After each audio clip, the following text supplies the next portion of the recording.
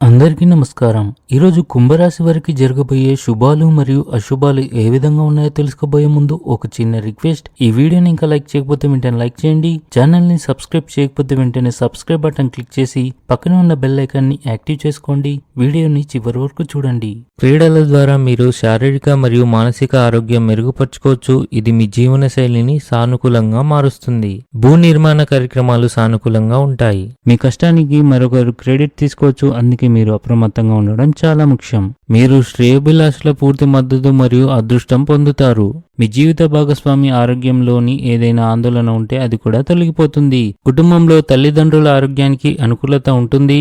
ఈ రోజు మీకు ఎదురయ్యే సమస్యలు కీలక పరిష్కారాలను కోరుకుంటాయి కనుక ఆలోచనాత్మకంగా ముందుకు సాగండి. ఇంటికి అకస్మాత్తుగా అతిథులు రావచ్చు.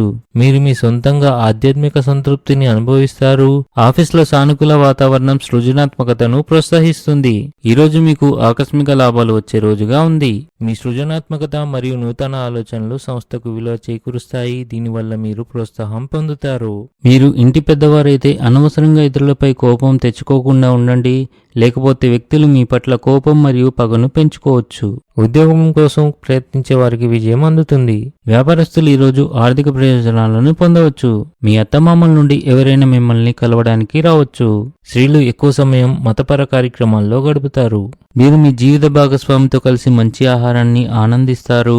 ఈ రాశి వారికి ఈరోజు మధ్యాహ్నం ఒకదాని తర్వాత ఒక మంచి శుభవార్తలు అందుతాయి. మీరు ఆనందంగా ఉంటారు. కార్యస్థలంలో సహచరులతో సరైన సమాచారాన్ని పంచుకోకపోవడం అపార్థాలకు దారితీస్తుంది. పనిచేసే వ్యక్తులు ఉద్యోగంలో సమస్యలు ఎదుర్కొంటారు. మీరు మీ ఆహారంపై ప్రత్యేక శ్రద్ధ వహించాలి, లేకపోతే మీ ఆరోగ్యం క్షీణించవచ్చు. కొత్త వ్యాపారంలో వచ్చిన సమస్యలు తొలగిపోయి తల్లి ఆరోగ్యం పట్ల ఆందోళన ఉంటుంది. ఈరోజు అదృష్ట సంఖ్య వచ్చేసి 5. ఈరోజు అదృష్ట రంగు వచ్చేసి ఆరెంజ్ రంగు. ఈ విధంగా ప్రతిరోజు మీ రాశి ఫలాలను తెలుసుకోవాలంటే ఈ వీడియోని లైక్ చేసి మీ మిత్రులందరికీ షేర్ చేయండి. ఛానల్ని తప్పకుండా సబ్స్క్రైబ్ చేయండి.